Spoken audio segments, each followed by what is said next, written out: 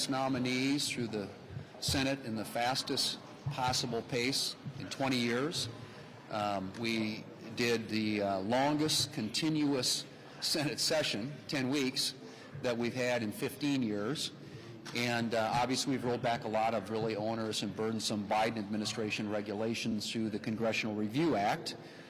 We passed Lake and Riley, which the president has signed into law, the halt fentanyl bill, same thing, been signed into law, most important and consequential, I should say, pieces of legislation.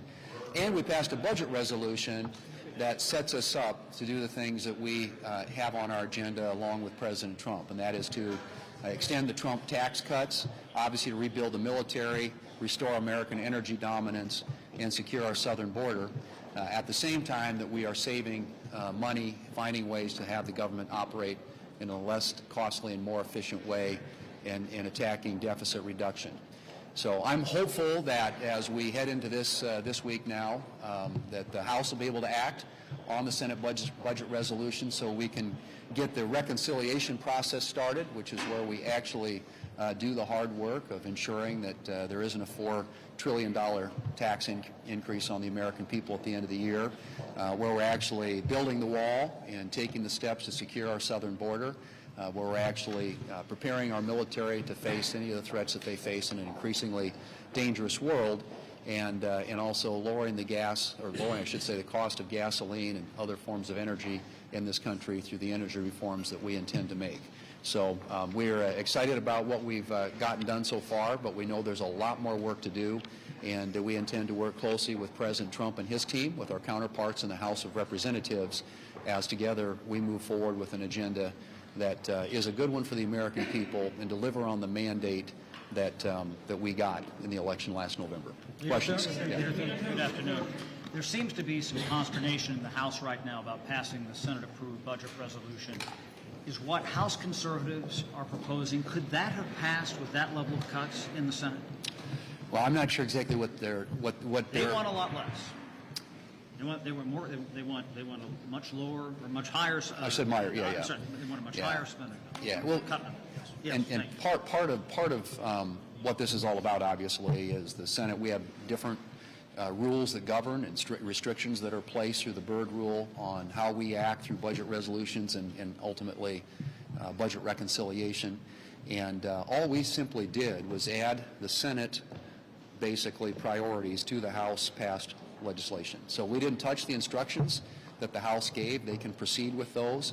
And as we get into the reconciliation process, we're going to be very committed to doing as much as we possibly can on deficit reduction.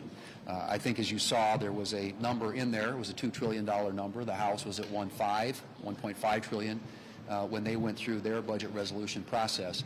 But I think right now, in some ways, we're speaking slightly different languages because the House and the Senate operate in such different ways. But at the end of the day, what this does is it unlocks budget reconciliation and unleashes all the things that we want to accomplish on behalf of the American people, and that can only happen when the House and the Senate pass the same budget resolution. So I'm hopeful we'll be able to move on that, get the votes that are necessary to get it across the finish line so we can start the next phase of this, which is really where we start making law and deliver on our agenda. With respect to tariffs, the White House has said that an additional 50% tariff will go on China if retaliatory tariffs by China are not taken down. This means that, according to some estimates, the tariffs could reach as high as 104%.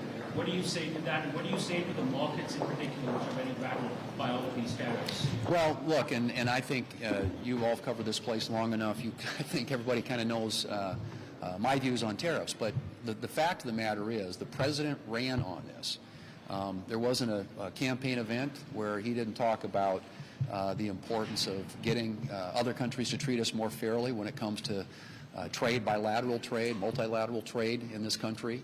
And 77 million people voted for him and his agenda. And I think he deserves the opportunity to see what kind of deals he can get from some of our trading partners. And I think most of us are giving him the space in which to do that, and hope that he is successful, because that's good for not only for him and his administration, but it's good for the country.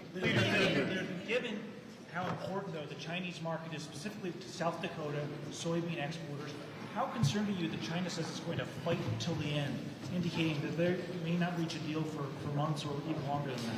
Well, and I think there's a lot of rhetoric right now, but I'm hoping that in the end that the Chinese, like a lot of other countries, will come to the table.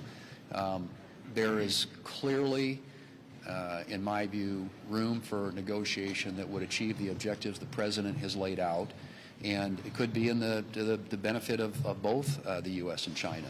But at this point, I think where we are right now in the process is the President has made it very clear that he wants changes made, starting with fentanyl and the precursors that the Chinese makes and then distributes and gets into this country. But I think there are other, reciprocal type trading policies that could be implemented if the Chinese will come to the table and work with this administration. But I think you've got to give them room to do what they need to do. And, China right now, that's a lot of hot rhetoric, but they are very dependent upon the U.S. They need us as a market. Do you think Americans will want to pay more in prices as a result of these policies? I think at the end of the day, and as I've said this before, and you asked the question about South Dakota and agriculture. Yeah, there are all kinds of implications. There are a lot of very intricate trading relationships that exist today across the world, and ultimately we don't know what the economic impacts are going to be. We hope that the President is successful, and if he is, and he gets some reciprocity from other countries around the world, this may all be temporary. It may be something that the administration ultimately, adopts a different policy with respect to individual countries that actually come to the table and work out deals. And if they do that, then ultimately I think that's a good thing for the American consumer. But obviously we're all paying attention, and I think the entire country is, to the implications of what's been proposed by the administration. And clearly we want to see an economy that's stronger and more robust, where you've got more jobs being created in this country, and the income gap in this country closing as we create better paying jobs in a lot of places around the country that have suffered as a result of the loss of the manufacturing base that we've had here for a long time. What do you make of the idea of raising taxes on the ultra rich, as Andy Harris in the House quoted?